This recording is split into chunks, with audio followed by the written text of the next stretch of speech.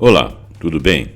Estamos de volta com o programa Pontuando, com mais um assunto que eu, pessoalmente, acho interessante da gente trocar umas ideias. Nós vamos falar sobre sexualidade humana nessa modernidade que vivemos, na atualidade, né? O nosso título ficou um pouco extenso: a sexualidade humana nas últimas gerações, as transformações, as pesquisas que existem em cima, os desafios que são verificados, as influências contemporâneas que a sociedade humana sofre, um panorama em constante transformação. Então essa é que é a ideia central. Muito bem. A sexualidade humana tem passado por profundas transformações nas últimas décadas, influenciadas por avanços tecnológicos, mudanças culturais, maior liberdade de expressão e a emergência de novas identidades e práticas. Nós estamos no ano de 2025 e muitas coisas têm sido noticiadas e faladas a respeito desses assuntos. Bom, a sexualidade humana é algo de dimensão complexa. Complexa da experiência individual e também da coletiva, influenciada por fatores biológicos, naturalmente, psicológicos, sociais, como sempre foi, culturais também, históricos e, mais recentemente, muito recentemente, tecnológicos. Nas últimas gerações, especialmente a partir do final do século XX até os dias atuais, a forma como as pessoas vivenciam, expressam e compreendem sua sexualidade passou por mudanças significativas e todos nós podemos perceber isso. Com o avanço da tecnologia, a popularização da internet, a ascensão dos aplicativos de namoro, por exemplo, a globalização das culturas e o questionamento de normas tradicionais de gênero e comportamento sexual, emerge um novo cenário, um cenário multifacetado, porém um cenário ainda contraditório. A sexualidade humana sempre foi e será um pilar fundamental da experiência individual e social. Tem passado por profundas transformações das últimas gerações, especialmente na atual geração.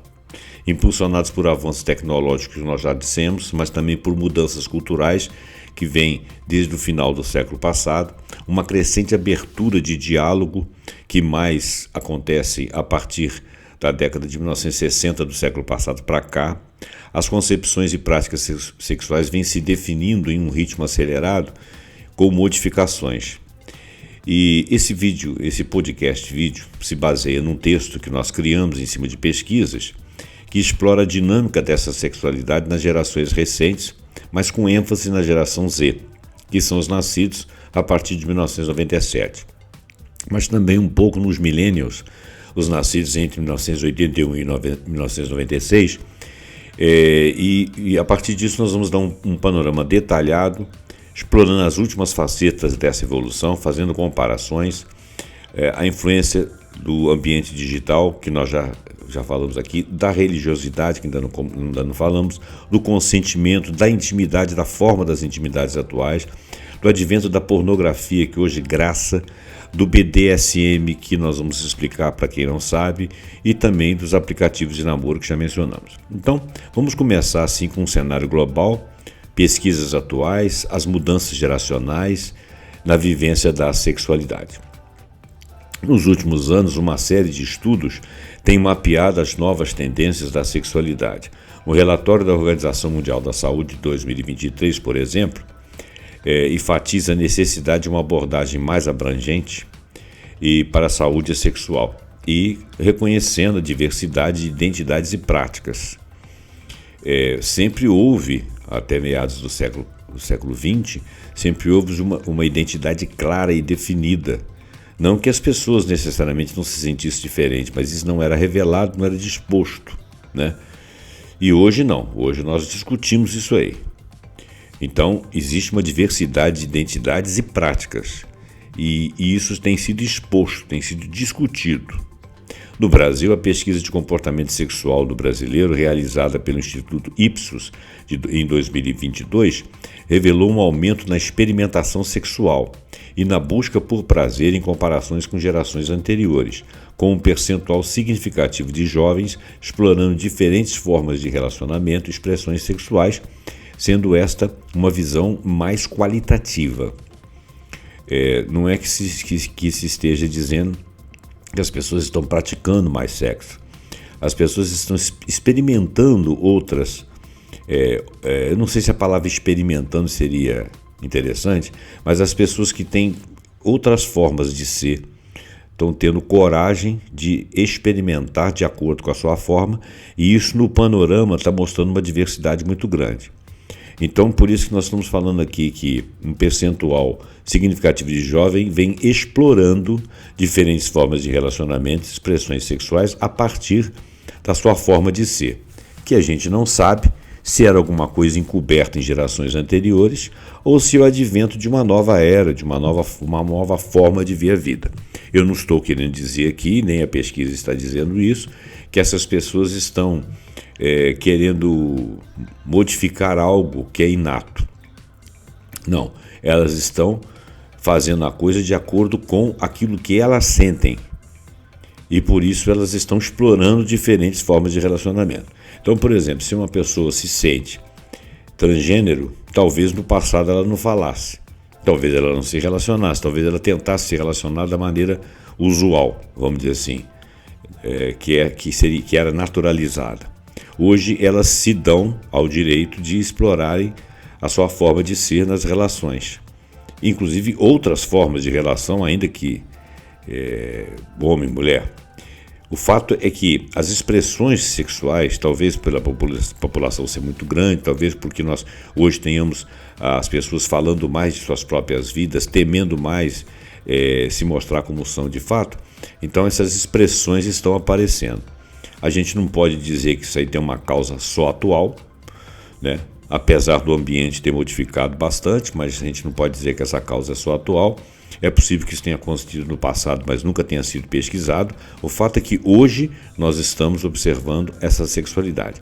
Esse negócio da gente ficar espantado com alguma coisa que está acontecendo, poxa, não era assim, agora ficou, isso aí tem muito a ver com a tradição e uma maneira tradicional de pensar. Não quer dizer que eu esteja advogando que deva ser diferente. O que eu estou lendo aqui são pesquisas e estudos a respeito do que está acontecendo agora. Esse agora, será que é reflexo de um passado, reflexo de uma superpopulação, reflexo do quê? Não acredito que seja instrução ou modismo. O que eu estou dizendo é que isso é o que nós estamos vendo. As causas a gente pode pesquisar, pode pensar. Vamos continuar. Nos Estados Unidos, por exemplo, um estudo publicado no Journal of Sex Research em 2024, conduzido pela doutora Lisa White, socióloga da Occidental College, apontou para uma diminuição na frequência de relações sexuais entre jovens adultos. Olha bem, apesar de toda a liberação, nós estamos percebendo uma diminuição da frequência de relações sexuais. Por que será?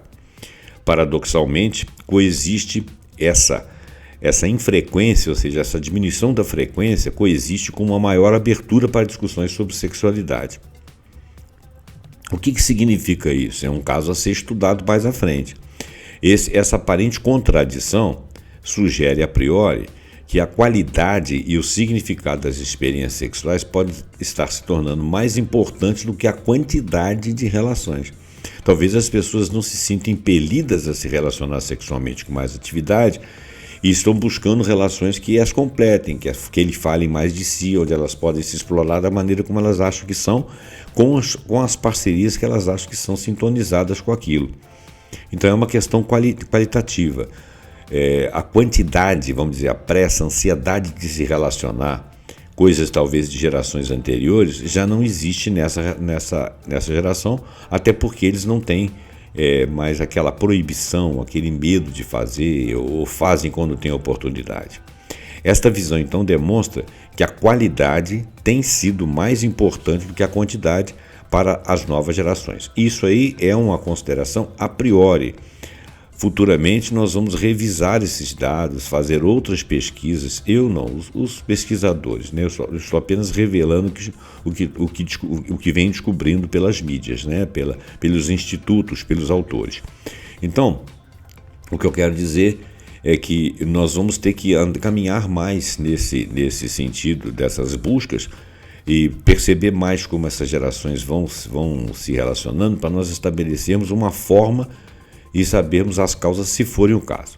Estudos longitudinais demonstram que gerações mais jovens, especialmente os millennials, que são os nascidos entre 81 e 96 do século passado, e a geração Z, os de 97 para cá, quer dizer, seriam mais ou menos os pais e os filhos, né? Vamos dizer assim, a geração que seria dos pais, as millennials ou a X, com a geração que seria dos atuais filhos, que seria a Z, em tese, né? Tem padrões sexuais significativamente diferentes de seus predecessores. Será que eles têm esses padrões porque eles se sentiam diferentes, não eram capazes de criar um outro tipo de padrão ou fugir dos padrões automáticos daquela sociedade, e hoje eles se sentem na liberdade de explorar outras formas de ser e, portanto, achando que são assim, o executam? Não sabemos, né? Mas conforme foi mencionado acima, uma das mudanças mais notáveis é o fenômeno da recessão sexual. A recessão sexual é o declínio da atividade sexual entre adultos, especialmente jovens, que nós já falamos há uns minutos atrás. Mas a recessão sexual ela pode estar relacionada a uma mudança na maneira como as pessoas percebem e valorizam a atividade sexual, com alguns argumentando que há uma crescente desvalorização do sexo com o fim em si mesmo, ou seja, fazer o sexo por fazer, na ansiedade de tê-lo feito, né? Tratando de um foco maior em relacionamentos amorosos. Talvez não sejam amorosos, todos eles, mas com mais sentimentalidade, com mais sentimento, talvez até com mais amizade. Então, focando em relacionamentos mais que carreguem na emoção, ou seja, amorosos ou de amizade, ou minimamente com mais qualidade, impulsionando inclusive a própria intimidade. Quer dizer, nós não vamos, as pessoas não vão se relacionar com quaisquer outras pessoas por desejo sexual, por isso simples, como se fosse uma competição. Né? Como se fosse uma competição de quem transa mais, de quem vai mais vezes, com quem tem mais parceiros. Isso não interessa na atualidade, né? Eles querem desenvolver uma intimidade maior com a pessoa que eles estão se relacionando e, portanto, essas relações podem ser mais espaçadas, à maneira de casais que vão se conhecendo para saber se querem ficar juntos, ou a maneira de se relacionar com amigas, amigos, de forma a se sentirem mais completados, para que tenha algum tipo de afetividade. Então, no entanto, o risco de que essa recessão sexual pode trazer é afetar a qualidade das relações íntimas e o nível de satisfação sexual, que acaba por ser outro problema. Por exemplo, se as pessoas não se dedicam aos sexos com seus parceiros, digamos que com os parceiros fixos também a sexualidade, o número de relações sexuais tenha caído dentro dessa chamada recessão sexual, isso aí pode dificultar um pouco a intimidade das pessoas, né? Se esses relacionamentos começam a aparecer inibições. Não sei se é isso que os autores aqui quiseram dizer, mas eles percebem que se houver um recesso, se você tem companheiros e que você se relaciona pouco, né, pode aparentar entre um e outro que haja um desprestígio na relação. Não sabemos se é isso, não sei se é assim que deve ser interpretado. Vamos continuar lendo. Jean Twenge e outros autores, em 2017, num estudo publicado na Archives of Sexual Behavior, constataram que os millennials e a geração Z estão fazendo menos sexo, sim. Menos sexo do que as gerações anteriores na mesma faixa etária, ou seja, os meninos e rapazes aos 18 anos, 19, 20 anos, do Z, dos millennials, em relação aos anteriores, estão fazendo, para a mesma faixa, por exemplo, nessa faixa de idade, os pais, os avós, nessas respectivas faixas, estariam fazendo mais sexo. Por quê? O estudo analisou dados de mais de 26 mil adultos, americanos no caso, dos Estados Unidos, ao longo de décadas, e revelou que o número de jovens adultos que relatam não ter feito sexo nos últimos 12 meses aumentou significativamente. Então, esse estudo relatando décadas, ele está mostrando de geração para geração. Então, a geração tal, a quantidade de pessoas X estudadas se relacionavam sexualmente com a frequência tal. Na outra geração a frequência caiu, na atual caiu mais ainda. Então, para você tirar uma conclusão, você tem que caminhar um pouquinho mais no tempo. Na mesma linha, o Instituto Nacional de Pesquisa em Saúde Sexual e Comportamento da Universidade de Indiana, nos Estados Unidos, Apareceu um outro dado que é também que tem apontado que, embora haja queda nessa frequência de relações sexuais, tem crescido o consumo de pornografia e o uso de dispositivos sexuais, uma substituição da experiência interpessoal pela experiência digital, que nós vamos falar um pouco mais à frente, o que reforça o dado da recessão sexual. Talvez eles se sintam satisfeitos de fazerem sexo de maneira virtual, de repente com mais parceiros ou de repente com mais criatividade, né, fetichismo, né? Na Europa, particularmente na Escandinávia, países como a Suécia e a Noruega continuam a ser referência em educação sexual abrangente, quer dizer, educação dentro das escolas e consentimento explícito, ou seja, o que eu vou fazer com você eu concordo ou não concordo, explicitamente dito de maneira franca. Pesquisa da Universidade de Estocolmo de 2023 mostra que a inclusão precoce de temas como diversidade sexual e de gênero no currículo escolar, ou seja, discutido dentro da escola, tem um impacto positivo na aceitação e na redução de preconceitos. E talvez tire o estigma de determinadas formas de ser, tire o estigma daquela corrida sexual para você ter mais relações. O que não impede de que essas pessoas se relacionem menos por substituírem e fantasiarem dentro do mundo digital, né? Eu não posso afirmar isso aí baseado na pesquisa, eu acho que nem a própria pesquisa pode afirmar. Agora vamos falar da influência desse mundo digital, né, da tecnologia. A revolução digital redefiniu a forma como as pessoas exploram e expressam sua sexualidade. O estudo da Pew Research Center de 2023, recente, diz que cerca de 70% dos adultos jovens entre 18 e 29 anos já utilizaram aplicativos de namoro como Tinder, Bumble e Grindr. Nós vamos voltar a isso. Acesso à informação e educação sexual. Hoje em dia você tem acesso não tanto pela escola, mas pela própria internet. E nas discussões, as pessoas podem discutir isso, podem ir a fóruns, podem ter palestras, não tem uma proibição, né? A moral, vamos dizer assim, tradicional, ela impedia que se falassem certas coisas em público. A moral atual, ela não impede, embora exista ainda conservadores, né? E que estão muito incomodados com essa capacidade de se discutir essas coisas. A internet democratizou o acesso à informação sobre sexualidade, com certeza. Pesquisas da Unesco de 2021 indicam que 65% dos jovens buscam informações de sexo online. Muitas vezes até recebem uma educação formal, né? Algumas vão para dentro de institutos, outras leem coisas que são tolas de repente, né? Mas se tem informação, correto ou não, tem-se informação.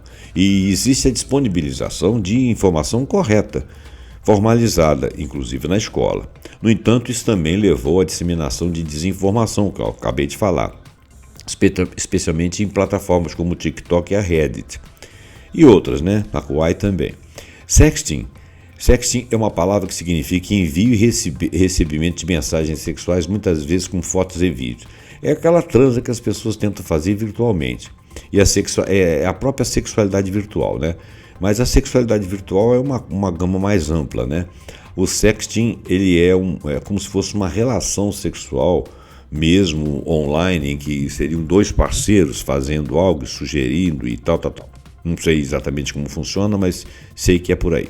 Um estudo publicado no Journal of Adolescent Health de 2022 mostrou que 40% dos adolescentes entre 16 e 19 anos já praticaram o tal sexting, que é a troca de mensagens íntimas com fotos e vídeos. A pesquisa, liderada pela Dra. Emily Stacco, dos Estados Unidos da América, alerta para riscos como vazamento de imagens, que pode ser aproveitado por terceiros, e cyberbullying, que alguém pode ver, divulgar, criticar, começar a perseguir e tal. Realidade virtual e a famosa intimidade digital. Será que existe uma intimidade na digitalidade? Será que existe uma realidade na virtualidade? Quer dizer, existe, mas o quanto de real de pessoa, não real do fato. O fato virtual é real. O que eu quero dizer é o quanto que existe realidade de pessoa e de intimidade, de fato, na virtualidade. Avanços da realidade virtual e da inteligência artificial estão criando novas formas de intimidade. ou de pretensa intimidade, ou até de simulação dessa intimidade. Empresas como a Lovens da Dinamarca e Real Doll dos Estados Unidos produzem brinquedos sexuais controlados remotamente e companheiros virtuais, indicando uma crescente aceitação da sexualidade mediada por tecnologia. Você tem um brinquedo, de repente você ligado na máquina, o outro manipula lá e alguma coisa do brinquedo faz aqui com você e vice-versa, você com o brinquedo do lado de lá. Isso seria uma forma de você tocar sem tocar na pessoa e realizar um sexo por aproximação, né? Mediado por tecnologia. Fica claro que a tecnologia digital é uma das forças mais transformadoras da sexualidade contemporânea, desde o surgimento da pornografia online até os aplicativos de namoro como o Tinder, Grindr, Bumble e Hinge, né? O digital reconfigurou então as formas de interação sexual, afetiva e emocional. Eu não sei se isso é tão total assim, tá? É possível que seja. Não dá para eu dizer, eu não tenho esse conhecimento. O que está dizendo aí são os institutos, né? Segundo estudos de Hobbs, Owen e Gerber, que são 3 autores, publicados no Journal of Sociology, o uso de aplicativos de namoro está associado a relações rápidas e casuais, mas também tem servido como espaço de experimentação e descoberta identitária, especialmente para jovens LGBTQI+. Dados da Pew Research Center de 2020. Esses dados, inclusive, indicam que 30% dos adultos dos Estados Unidos usaram aplicativos de namoro com taxas altas entre os mais jovens. Não sei se eles se sentem realizados com isso, parece que não, vamos ver sobre isso aí. Contudo, o acesso constante ao digital trouxe desafios. Uma pesquisa realizada mais à frente, em 2021, da London School of Economics, apontou que essa hiperdisponibilidade de parceiros criou um paradoxo de escolha, levando a uma certa insatisfação, ansiedade e sensação de descartabilidade, porque assim como você tem N parceiros que você vai descartando, você é um dos parceiros descartado por vários. Além disso, a comunicação digital reconfigura a noção de intimidade. Eu não sei nem se ela pode ser chamada de intimidade, se ela não é uma pretensa intimidade, se não é um acordo de intimidades, né? Como aponta Sherry Turkle, em 2011, em seu livro Alone Together, ou seja, Juntos Sozinhos, muitas pessoas passam a preferir interações digitais, onde elas não têm realmente uma companhia, nas quais se sentem que têm maior controle, menos vulnerabilidade emocional, em detrimento de relações face a face. São relações fortuitas, são relações casuais, são relações que acontecem de repente todos os dias, mas elas não têm uma continuidade, não têm uma profundidade, elas são absolutamente descartáveis. Uma conclusão desse tópico então seria o seguinte: a internet democratizou sim o acesso às informações sobre sexualidade, permitindo que indivíduos busquem conhecimento sobre temas que antes eram tabu ou difíceis de abordar, porque era difícil de achar e difícil de comentar. No entanto, a qualidade e a veracidade dessas informações tem variado muito, exigindo senso crítico dos seus usuários, porque você pode ler um bocado de besteira, um bocado de desinformação ali que até piore sua vida. E isso se dá na forma de acesso à informação, educação sexual que nunca houvera antes, à distância de um clique. Claro, informação e educação, mas também desinformação e deseducação. A informação e educação, o ideal seria que ela venha de sites responsáveis e por educação de escolas, né? A quebra de barreiras e novas formas de conexões, plataformas online e redes sociais facilitaram a criação de comunidades para grupos minoritários, como as comunidades LGBTQIA+, proporcionando espaços seguros para compartilhar experiências, encontrar apoio e validar a identidade. Quer dizer, eles começam a falar entre iguais, caem as inibições, eles podem falar o que pensam. Então, isso aí realmente é uma quebra de barreira. A conectividade global permitiu que pessoas de diferentes nacionalidades e culturas se conectem e explorem suas sexualidades em um ambiente sem fronteiras geográficas. Ou seja, você descobre o rapaz ou a moça que forem diferentes aqui, descobrem outros do outro lado do mundo que têm sensações, sentimentos e pensamentos iguais aos deles. Agora vamos para o tema religiosidade. Aqui nós temos vários dados que até se conflitam um pouco uns com os outros. Nós vamos falar de conflitos, mas vamos falar de adaptações também. A religião ainda exerce uma forte influência sobre comportamentos sexuais. Por incrível que pareça, ainda existe isso. Mas sua autoridade tem diminuído entre os jovens. Entre a tradição e a ruptura. A religiosidade continua a ser um fator significativo na modelagem das atitudes e práticas sexuais, especialmente em países de forte influência religiosa, como por exemplo o Brasil e, em alguns casos, nos Estados Unidos, não na sua totalidade.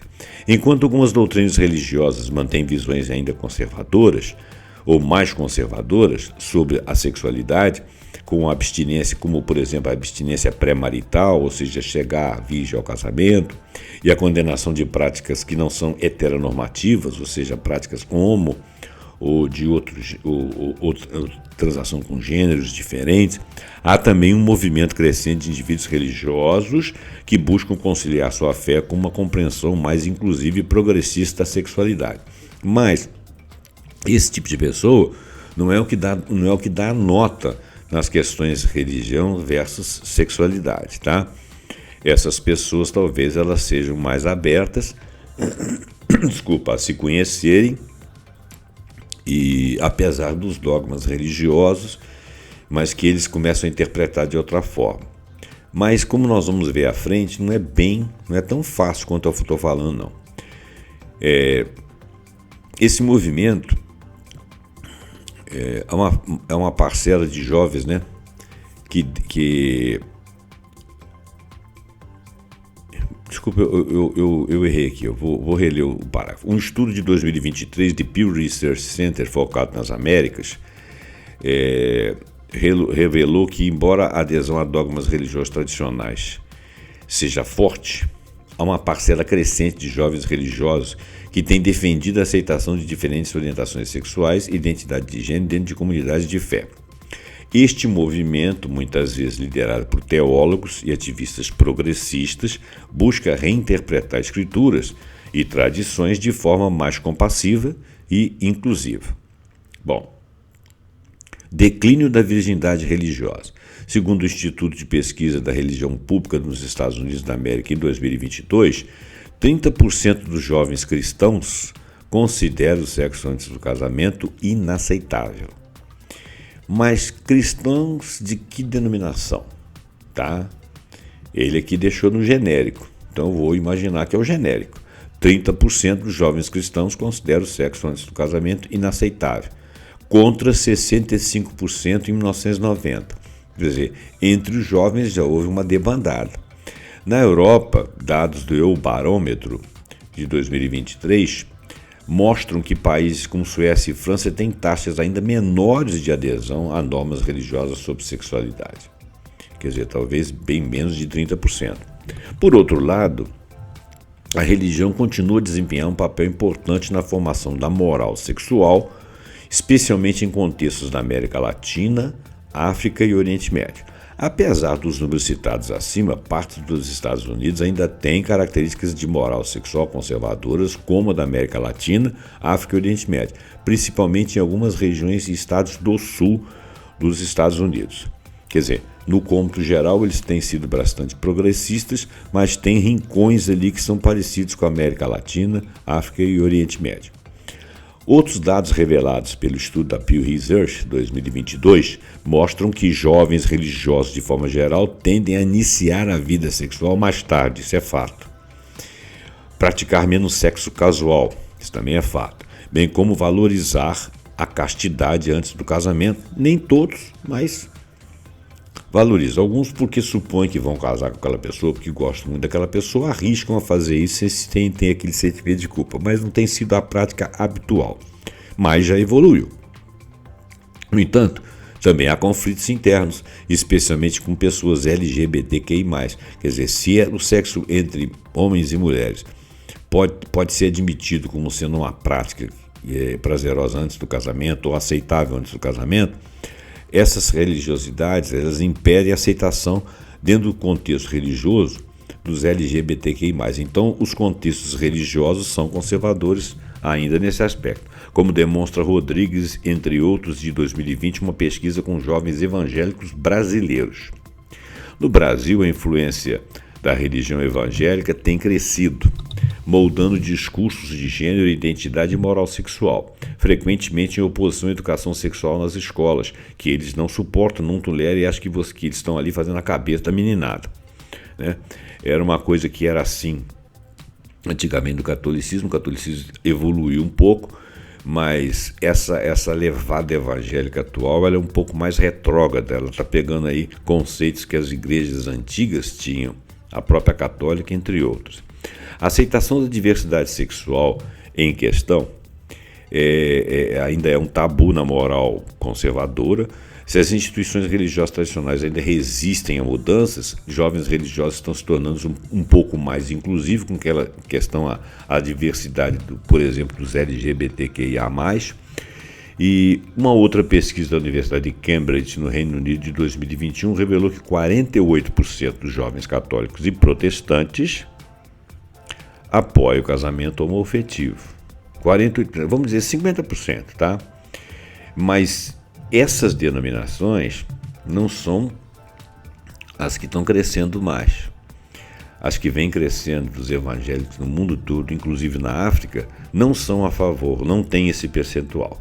Então isso aí é uma pesquisa que está falando de, num determinado local onde você tem protestantes e católicos, você está percebendo que 48% das pessoas têm aceitação. Isso não quer dizer que o evangelismo em outras religiões tem uma aceitação. A pesquisa não disse isso. Mas isso não é um quadro que se pareça com a moral religiosa no Brasil, pelo menos. Que aqui até mesmo os católicos aqui têm reservas. Vamos falar um pouquinho de consentimento e intimidade. A nova ética sexual. O movimento #MeToo, #MeToo, e discussões sobre consentimento redefiniram normas de relacionamento. Nas últimas décadas, os movimentos feministas, os movimentos LGBTQIA+, têm posicionado o debate sobre consentimento e a intimidade no centro das discussões sobre sexualidade. A campanha global #MeToo, #MeToo, surgiu em 2017 e levou ao aumento da conscientização sobre a importância do consentimento claro e contínuo com relação a práticas internas do relacionamento.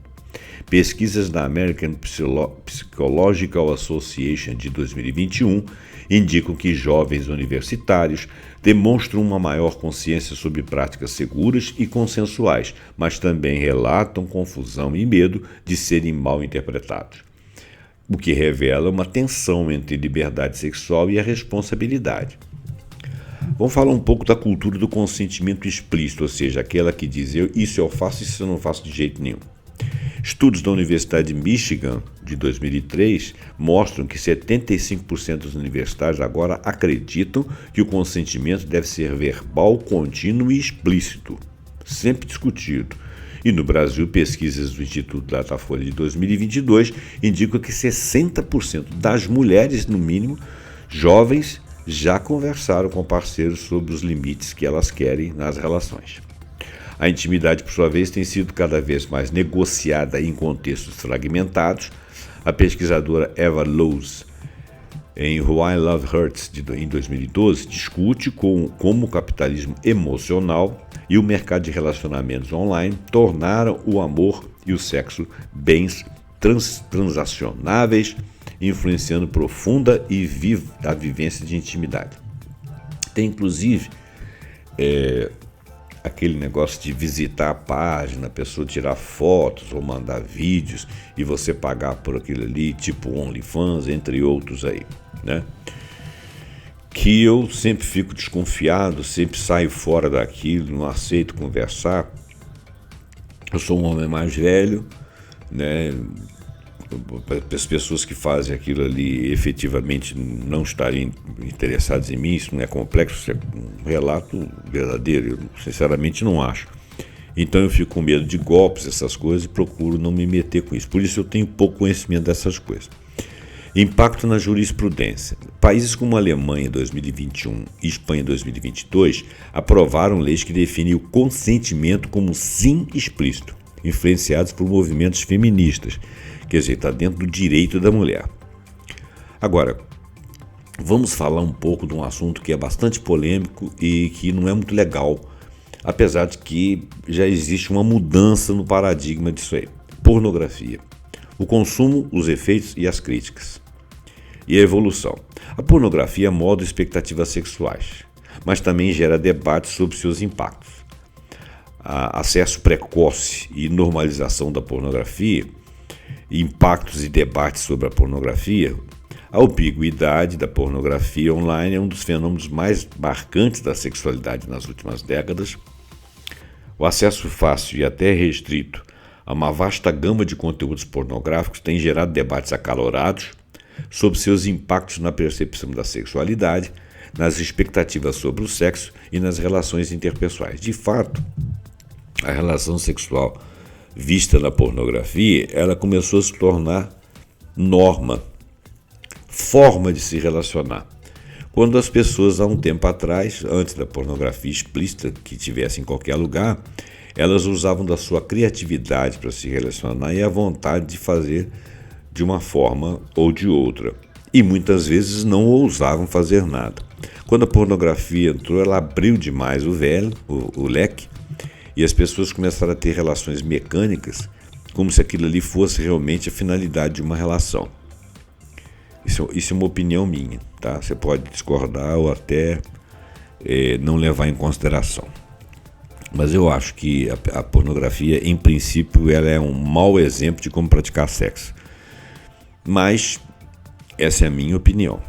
Uma pesquisa da Universidade de Montreal, no Canadá, de 2020, revelou que 80% dos homens e 60% das mulheres já assistiram pornografia antes dos 18 anos, e eu vou te dizer que já assistiram depois também. Eu já estive uma vez numa sala de professores, em que estava começando esse boom da pornografia, e eu discutindo como se homens gostassem de pornografia, as mulheres não gostassem muito, ou não gostassem nada, e uma das professoras lá disse, não, eu gosto de ver, tal, gosto, tá, né? Faz parte de show para mim. Fiquei calhar a boca, falei, então, tudo bem, vou ficar quieto, quer dizer, já havia mudanças, né? Então 80% dos homens já assistiram pornografia, 60% das mulheres também, isso na faixa etária dos 18 anos, eu vou te dizer que depois também. Autores como Gayle Dines, ou Gayle Dines, eu acredito que seja Dines, dos Estados Unidos da América, criticam a indústria pornô por achar que ela promove comportamento violento e comportamento ou prática irrealista ou sensações irreais. Não sei se isso é verdade. Pesquisas recentes, como a publicada no Journal of Communication de 2023 pela doutora Mary Ann Leyden, da Universidade da Pensilvânia, sugere que o consumo excessivo de pornografia pode estar associado a um a uma dessensibilização sexual e a expectativas irreais sobre o desempenho sexual e, em alguns casos, comportamentos sexuais de risco. Isso é uma expectativa que realmente todo mundo tem. Mas as pessoas têm as suas culturas, né? E têm capacidade de separar uma coisa da outra, né? A pornografia tem tido um papel central na construção da sexualidade das gerações atuais. Eu não sei se eu devo dizer infelizmente, mas tem. Segundo o levantamento da Pornhub Insights de 2023, o Brasil, os Estados Unidos, o Reino Unido, o Japão e a Alemanha estão entre os países que mais consomem conteúdo pornográfico. O acesso facilitado e precoce tem gerado debates importantes. É interessante ele falar sobre o Japão. O Japão, há uns tempos atrás, era o país que mais produzia filme pornô. Mas os japoneses não são muito de sexo. Os japoneses são muito contidos. Essa mesma pesquisa revelou isso. E eles produziam aquela pornografia não para consumo interno, ou pouco consumo interno, mas muito para exportação. Achei interessante isso aí. Estudos como o de Peter Valkenburg, de 2016, da Universidade de Amsterdã, apontam que o consumo regular de pornografia entre adolescentes e jovens adultos pode influenciar negativamente as expectativas sobre sexo, favorecendo práticas não consensuais, né, que espantam um ou outro, e a objetificação do corpo, ou seja, corpo como objeto de prazer de consumo. Outros estudos, porém, como o de 2024 da Kinsey Institute, apontam que o consumo de pornografia pode sim ter efeitos neutros e pode até ter efeitos positivos, não apenas malefícios, como uma exploração de fantasias e o autoconhecimento sexual, talvez. Desde que o consumo seja consciente e não substitua interações sexuais reais, parece que existem duas realidades a serem avaliadas, mas depende de aculturamento, né? Pornografia ética e alternativas. As plataformas como Erika Lust, da Suécia, e Beleza, do Canadá, oferecem conteúdo feminista e consensual, a chamada pornografia ética e feminista, que reflete uma demanda por representações mais saudáveis do sexo, porque propõe uma abordagem mais centrada no prazer mútuo, na diversidade e no consentimento, desafiando os modelos industriais dominantes. O debate sobre a pornografia também se estende à representação de gênero, né? E exploração e a ética na produção de conteúdo. Bom, agora nós vamos para um assunto extremamente polêmico. BDSM e fetichismo. Isso aí é algo que saiu da margem, ou seja, da subcultura, e chegou ao mainstream. O BDSM é uma sigla em inglês, né? Acho que traduz aqui no português bem. Bondage, disciplina, sadismo e masoquismo. Então, o BDSM tem envolvimento com esse tipo de prática. Antes considerada uma subcultura marginalizada, ela ganhou visibilidade, ganhou aceitação nas últimas gerações. A popularização de obras como a série 50 Tons de Cinza desempenhou um papel razoável na desmistificação e na introdução do BDSM a um público um pouco mais amplo. Parece que, de fato, práticas como o BDSM ganharam visibilidade após 50 Tons de Cinza, vamos acreditar que sim, e vieram a ganhar espaço nas redes e na literatura científica. Aumento de interesse. Existe um aumento de visibilidade de práticas não convencionais, como, por exemplo, o BDSM, e isso também marca a sexualidade contemporânea. Quer dizer, é claro que isso devia existir antes, mas o fato de existir cotidianamente, facilmente visitável e conversável, e com práticas que chegam a um consenso, através até de contratos, mostra que a sexualidade deu uma modificada, ainda que isso estivesse latente nas pessoas em gerações anteriores. Um estudo da Universidade de São Paulo, de 2021, mostrou que 35% dos jovens já experimentaram alguma forma de BDSM leve. Na Alemanha, pesquisas do Instituto Kinsey, de 2023, indicam alguma forma de BDSM leve. Na Alemanha, pesquisas do Instituto de Kinsey de 2023 indicam que comunidades fetichistas cresceram 50% desde 2010. É muita coisa. Atualmente, o BDSM é cada vez mais compreendido como uma forma de expressão e sexual, baseada no consentimento, na comunicação e na confiança mútua. Pesquisas acadêmicas como 2023 do Archives of Sexual Behavior indicam que praticantes de BDSM, em média, reportam níveis mais altos de satisfação sexual e comunicação em seus relacionamentos em comparação com a população em geral, desmistificando a ideia de que essas práticas são inerentemente prejudiciais. É interessante que não se entenda errado isso aí. As pessoas que gostam de fazer e se permitem parecem ter grande satisfação. As pessoas que não gostam de fazer e, portanto, não se permitem, não têm o mesmo nível de satisfação. Não quer dizer que você tenha que fazer aquilo para ter a satisfação que o outro tem. De repente, você precisa saber o que está acontecendo com a sua forma de pensar e agir. Tá?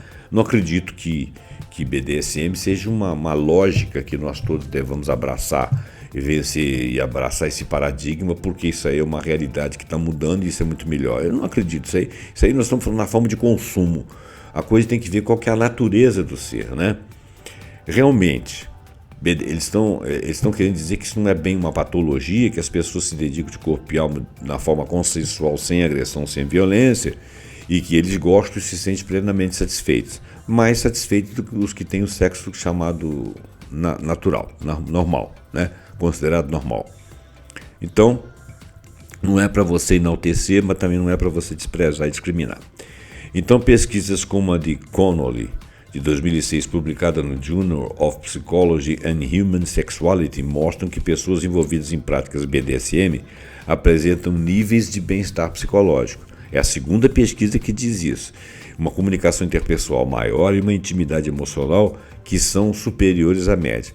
Talvez porque eles sejam indivíduos que se permitam coisas mais libertas e arrisquem mais e tem adrenalina no meio, não sei. Eu não tenho a causa disso. Segurança e comunicação. A cultura do Safe and Consensual, que é a SSC, que é seguro, são, né, de saudável, né, e consensual. E também a cultura do Risk Aware, que é a Risk Aware Consensual Kink, que tem a sigla RACK, R-A-C-K. É a prática chamada prática consensual consciente de risco, ou seja, você conhece os riscos daquelas brincadeiras ali.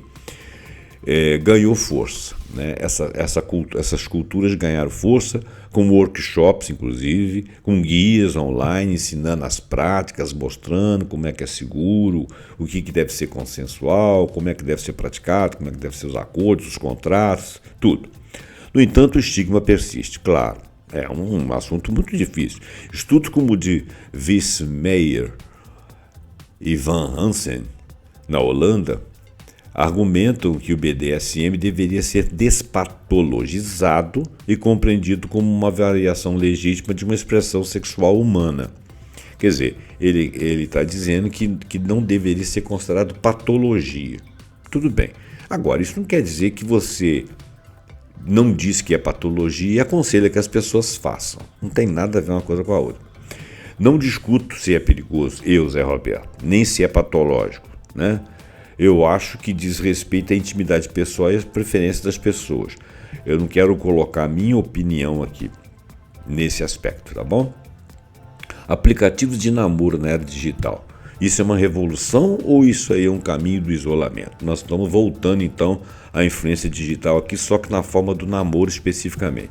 Apesar desse tópico estar associado à tecnologia e ambiente digital que nós já mencionamos, os aplicativos de namoro acima, já mencionamos também, vamos enfatizar alguns tópicos. Sabemos que esses apps como Tinder, Grindr, Bumble e Grindr mudaram a forma como as pessoas se relacionavam, ou os aplicativos de namoro revolucionaram a forma como as pessoas se conhecem e se relacionam.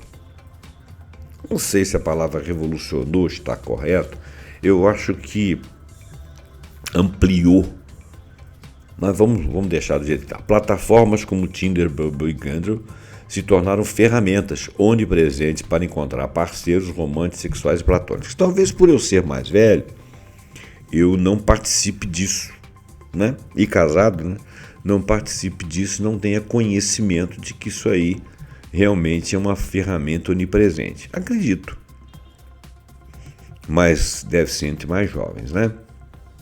Um estudo de 2024 da Stanford University nos Estados Unidos, conduzido pelo pesquisador Dr. Michael Rosenfeld, revelou que os aplicativos de namoro são agora a forma mais comum de casais heterossexuais se conhecerem, superando amigos e família. E para a comunidade LGBTQIA+, esses aplicativos são ainda mais cruciais, porque é um espaço seguro para encontrar parceiros em um ambiente que nem sempre é acolhedor na vida real, né?